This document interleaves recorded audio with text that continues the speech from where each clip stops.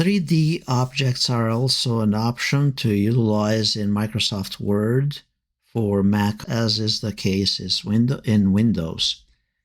To insert a 3D object, go to the location in your document, and then under the Insert tab, you go under 3D models, and then you can insert the 3D models from your device, provided you have something saved in your device. But the most common option is going to be for stock 3D models, and then search for that particular item. Once you select the 3D object, click on Insert, and it'll download it and insert it in your document.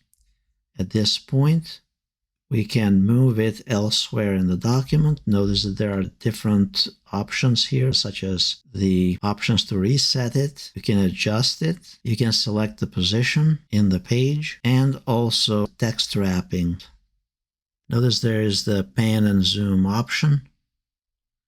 Since it is inserted in the document, you'll be able to then rotate it because it is a 3D object.